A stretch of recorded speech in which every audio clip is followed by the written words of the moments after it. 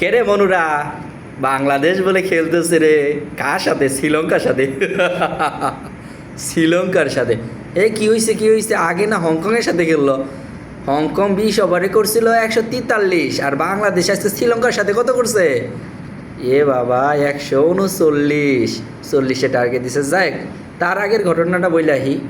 বাংলাদেশের যে অবস্থা ছিল, একটা সময় মনে হইতেছিল যে রান 70-80 হবো কিনা, এটা সন্দেহ।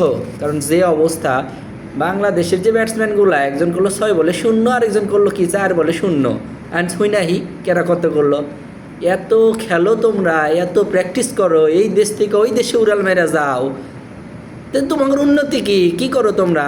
ওই যে তানজিদ তামিম, তোমাকে কইতেছি, তুমি কই করলা? 1 ওভার পুরা খেললা, 6 বল খেললা, তুমি 0 রান। তোমাকে দিয়ে কিচ্ছু হইব না। ওই হংকং ছোট ছোট দলের সাথে জিম্বাবুয়ে কি খেলো না খেলো, তোমাকে নিয়ে এত দল হয়, এত হইরানি। আবার পারভেজ হোসেন ইমন, তুমি কি করলা? 4 বলে 0, তো 2জন মিলে 10 বল করলা, 10 বল খেললে হাইরা তোমাকে রান 0, তোমরা উইকেট দিয়ে দিলা। তাহলে ডাক মারলা হাঁস আন্ডা। চিরো লিটন, হাই রে ফর্মে ফিরছে রে। যে লিটন নিয়ে আগে বিভিন্ন রকম সুপার শপগুলাতে রেটিং দিত, ওই যে পার্সেন্টেজ ডিসকাউন্ট দিত, সেই রিটার্ন নাই হঠাৎ করে রানে ফিরছে। আজকে শ্রীলঙ্কা এলা বড় মাপের দল আইসে, লিটন দিছে পাই দেয়া পুরুত করে বাত্তি 28 রান করছে, তাও 26টা বল খেলা। দলের যে যখন ভয়াবহ অবস্থা, তখন নিজের উইকেটটা দিল তুইলা। আরেকজনের কথা কই, তৌহিদ হৃদয়, সবাই বিয়া করছে। তুই যে বিয়া করছস, গতদিন সাক্ষাৎকারে তুই কইলি কেবল হানিমুন শেষ করে আইলি, কে বইয়ের কাছ থেকে কে আবার মনে হয় না মানুষ কি বইয়ের কাছে থেকে হেরে প্র্যাকটিস করে খেলাধুলা করে না? তুই কি এমন খেলোয়াড় রে? এক ম্যাচে রান পাইলে আরেক ম্যাচে রান পাস না, তোর কথা বাদই দিলাম। আরেকজন মেহেদি হাসান, সেই একই অবস্থা, 7 বল খেলেন 9। শেষমেশ যারা আল্লাহ মান সম্মানটা বজাইলো, তারা জাকির আলী আর শামীম হোসেন, 2জন মিলা যদি 41 আর 42 রান ইনিংস না খেললো নি, একটা 80-82 রানের পার্টনারশিপ না করলে নি, মনে হয় বাংলাদেশ ওই 80 রানে প্যাকেট হয়ে গেল নি।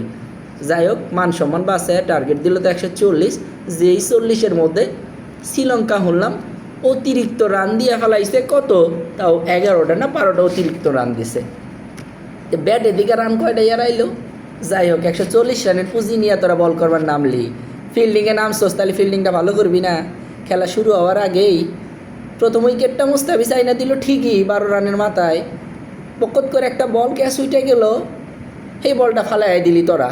মিস ফিল্ডিংয়ের সহজ একটা ক্যাচ তোরা ফালাই দিলি, দিয়া ম্যাচের গোয়াটা মায়ের হ্যাকার কইলাম না কথাটা। তো তোরা এই অবস্থায় খেইলা ম্যাচের 140 রানের টার্গেট দিয়ে তোরা 10-12 ওভারের মধ্যে অতিরিক্ত দিয়ে ফেলাইছিস 21 রান। 21 রান যদি 140-এর মধ্যে অতিরিক্ত দিয়ে ফেলাস, তাহলে রান থাকে কত? তোরা কি খেলবার জন্য গেছস? তখন খেলার দরকার নাই, তোরা আয়া পর এশিয়া কাপে থাকিস না। তোরা শ্রীলঙ্কার সাথেই পাইতেছস না, এরপর আফগানিস্তানের সাথে তোরা তো পানির মধ্যে ডুবুচুরি খেলবি রে।